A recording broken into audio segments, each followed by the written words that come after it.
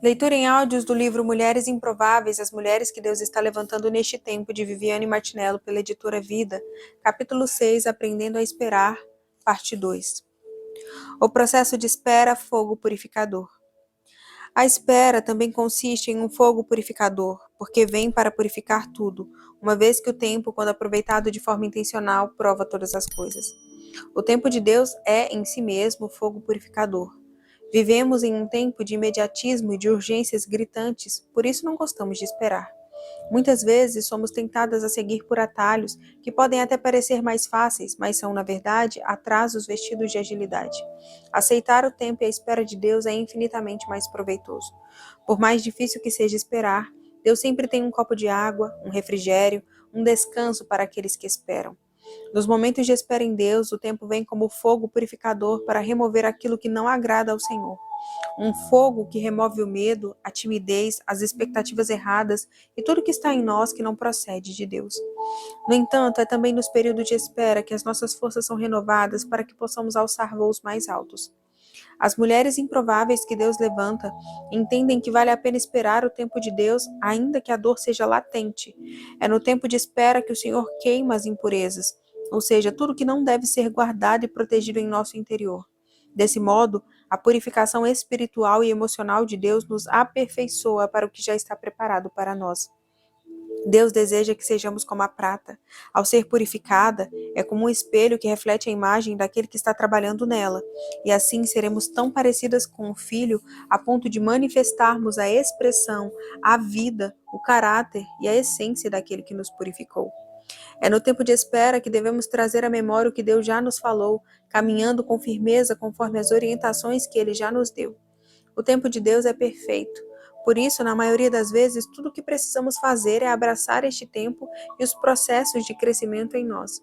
Isso implica deixar de agir como criança birrenta, que resiste à espera quando deseja algo. Abrace este tempo de crescimento pessoal e dependência de Deus. A verdade é que cada pessoa tem a visão da montanha que escalou, mas Deus continua nos chamando para subir, ousar voos mais altos e, assim, experimentar novas visões dessa escalada. Deus nos chama para lugares mais altos e subir é nossa responsabilidade. Enquanto espera, peça a Deus sabedoria para crescer e ser purificada de tudo que não agrada a Ele. O processo de espera, a escola do quebrantamento. Existe cura e esperança para o coração quebrantado. Não importa quão despedaçado ele esteja, há cura disponível para nós. Pois assim diz o alto e sublime, que vive para sempre, cujo nome é santo.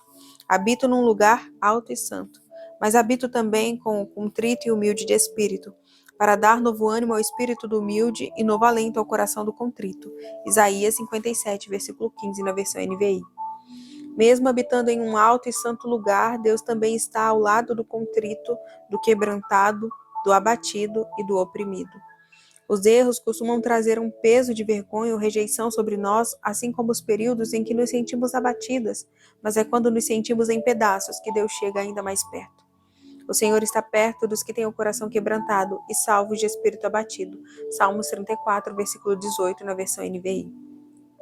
Em muitos textos bíblicos podemos identificar o quebrantamento como o fundamento necessário para o início da nossa transformação. Ele é a matéria-prima da lapidação de Deus em nós. Deus não deseja nos humilhar, mas intencionalmente age para que desenvolvamos a humildade. Em geral, a humildade vem depois do reconhecimento de que fizemos algo errado. Reconhecer que estamos erradas é imprescindível, porque sem isso, ficamos patinando, estagnadas em muitas áreas da vida. Se neste momento você tem enfrentado oposição ou tem pontos de vista conflitivos com um número razoável de pessoas, não pode simplesmente sucumbir ao engano de que o problema está na outra pessoa. Você precisa reconhecer que existem aspectos na sua vida que precisam ser transformados. Aí entram o quebrantamento e a humildade. De tempos em tempos, Deus nos matricula na escola do quebrantamento. Ainda que pareçamos firmes ou fortes, Ele conhece a condição do nosso coração. Ele sabe o estado do nosso travesseiro e conhece a fonte de cada uma das nossas angústias. Muitas pessoas são especialistas em ocultar sua real condição. No entanto, não há liberdade maior que a de sermos livres de nós mesmos, de pessoas, de movimentos autoritários e de prisões internas. Quando Deus quer nos trazer liberdade completa, o quebrantamento é o processo favorito do Senhor, porque é através dele que o nosso orgulho é vencido e a humildade é desenvolvida. É na escola do quebrantamento que o nosso caráter é revelado e tudo que Deus deseja fazer em nós só será realidade quando o nosso caráter for completamente moldado pelo Senhor. É na escola do quebrantamento que o Senhor aperfeiçoa os nossos dons, quando Ele derrama sua unção como resultado de um coração rendido a Deus e transbordante nele.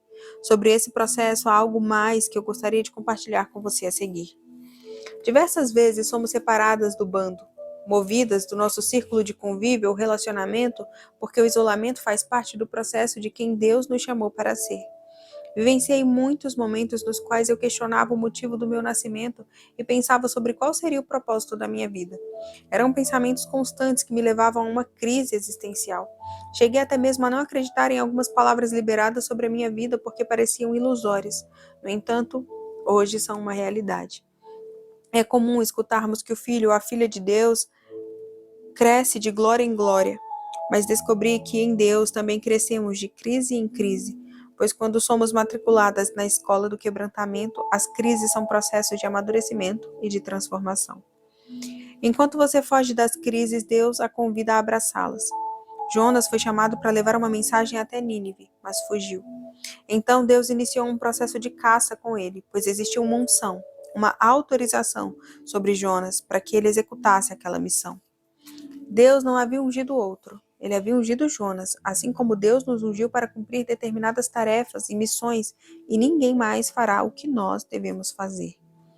Precisamos discernir os lugares para os quais Deus nos chamou, porque é lá que estão a unção e os recursos necessários para a tarefa que nos é incumbida. A mulher de Deus não faz nada sem a autorização de Deus. Por isso a escola do quebrantamento faz em nosso interior aquilo que só Deus poderia fazer, que é transformar o coração humano. Deus corrige falhas de caráter e sintoniza características de personalidade a fim de fazer aflorar uma identidade aperfeiçoada nele. Comigo foi assim.